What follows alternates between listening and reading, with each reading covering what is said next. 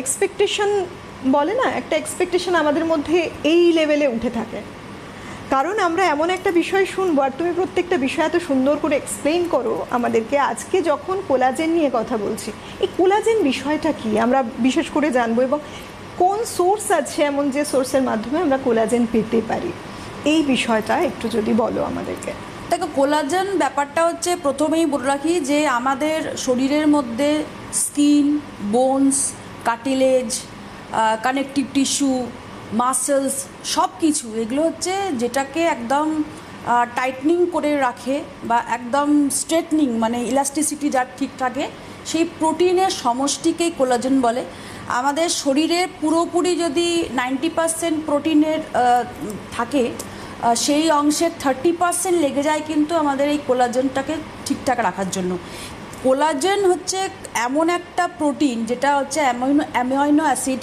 এই অ্যামিনো অ্যাসিডটা কি, আমাদের প্রোলাইন, তারপর হচ্ছে গ্লাইসিন, হাইড্রক্সি প্রোলাইন, এইগুলোর মধ্যে এই একসঙ্গে নিয়ে অ্যামিনো অ্যাসিড, এই অ্যামিনো অ্যাসিডকেই হচ্ছে এই প্রোটিনটা আমাদের কোলাজেনটাকে বুস্ট আপ করে বা আমাদের কোলাজেনটাকে ঠিকঠাক রাখে। কোলাজেন যদি নষ্ট হয়ে যায়, দেখবে না খুব কম বয়স থেকে অনেক সময় বলে না যে একটু বুড়িয়ে বুড়িয়ে গেছে স্কিনটা, বেশ কিছু মানুষ এমন আছে, তো চোখের তলায় পাফিনেস, ড্রাইনেস, তো তখনই বুঝতে হবে যে এবার কোলাজেনটা নষ্ট হতে চলেছে।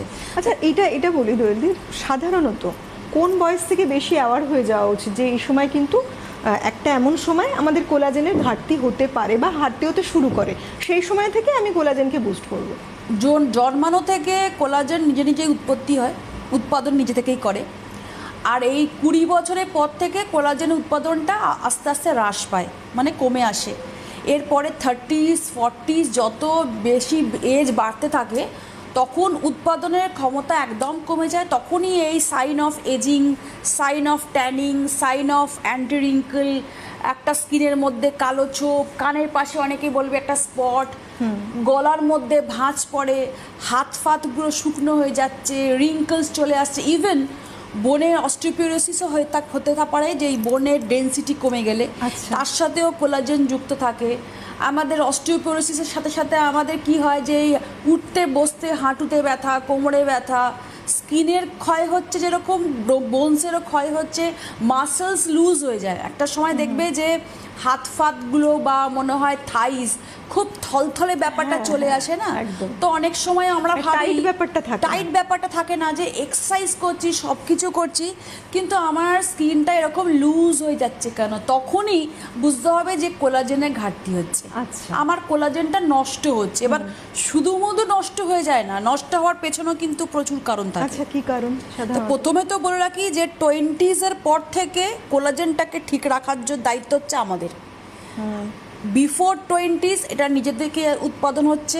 কোলাজেনটা কি বলতো, একটা মাছের আঁশের মতন বা একটা গোল গোল ব্লকের মতন, যেটা ভেতরে এটা ডার্মিসের সাথে যুক্ত, আমাদের যে মিডল লেয়ার সেই ডার্মিসের সাথে যুক্ত।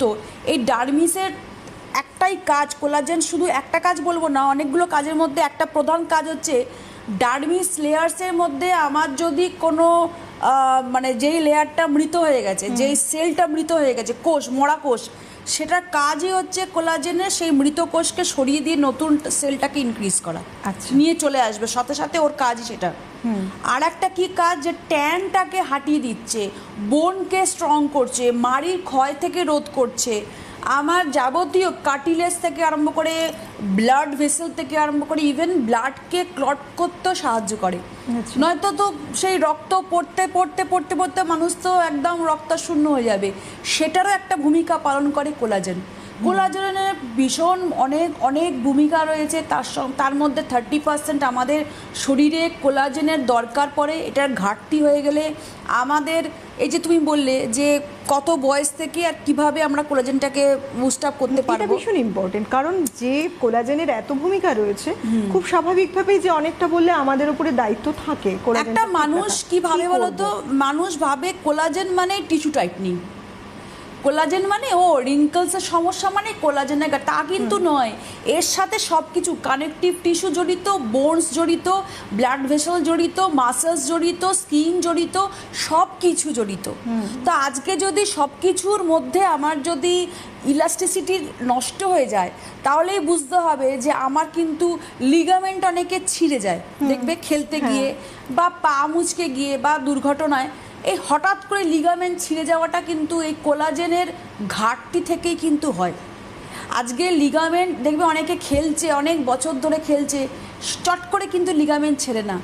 সেইভাবে শরীরের মধ্যে এই যে প্রোটিনের যে মাত্রাটা বললাম, শুধু প্রোটিন নয়, আবার কোলাজেনের আর একটা ব্যাপার দেখো, কোলাজেন মানেই যে আমি মানে প্রচুর পরিমাণে প্রোটিন ইনটেক করে নিলাম তার মানে আমার কোলাজেন বুস্ট আপ হয়ে গেল, তাও কিন্তু নয়। আচ্ছা, সেটাও না। না, কোলাজেনটা হচ্ছে তার মধ্যে ব্রেকডাউন হয়, মানে আমাকে সাফিসিয়েন্ট পরিমাণে জিঙ্ক ইনটেক করতে হবে, তার মধ্যে কপার ইনটেক করতে হবে, তার মধ্যে ম্যাগনেসিয়াম ইনটেক করতে হবে, এই যে জিনিসগুলো। তারপরে তো প্রোলাইন বললাম, গ্লাইসিন বললাম, হাইড্রক্সি প্রোলাইন বললাম, এইগুলোর সমষ্টি অ্যামিনো অ্যাসিড, যেটা বারবার বলছি, এই প্রোটিনটা ভেঙে ভেঙে আমাদের শরীর অ্যাবজর্ব করে। এই যে চট করে আমি এত গ্রাম প্রোটিন ইনটেক করে নিলাম আর আমার কোলাজেন বুস্ট আপ হয়ে গেল, এটা কিন্তু নয়, এটাও মানুষের ভুল। আচ্ছা, তো বেশি প্রোটিন ইনটেক করে নিলে আবার কিডনি ফেলিওর হয়ে যাবে। তোমাকে বারে বারে প্রোটিন, অ্যামিনো অ্যাসিড যেটা আমাদের তৈরি হচ্ছে, সেই প্রোটিনের মধ্যে কি কি থাকবে, প্রোলিন, হাইড্রক্সি প্রোলিন আর গ্লাইসিন, যেই খাবারের মধ্যে এগুলো রয়েছে, জিঙ্ক, কপার, ম্যাগনেসিয়াম যেগুলো রয়েছে, সেগুলো কিন্তু আমার অ্যাকচুয়ালি কোলাজেনটাকে বুস্ট আপ করছে। আর এই খাবারের মধ্যে তুমি যেটা এক্ষুনি বললে যে কোন কোন খাবারের মধ্যে বা কিভাবে, এটা খুব দেখো, মানে আমার এটা বলা উচিত না, তবুও বলবো মিডিয়া খুললে, মানে মিডিয়াতে চোখ রাখলে বা ফেসবুক বলো বা ইনস্টাগ্রাম বলো, ফোন আছে কি, ইন্টারেস্টিং একটা জায়গা দোয়েলি আমরা রয়েছি, আমরা এতেই থাকবো।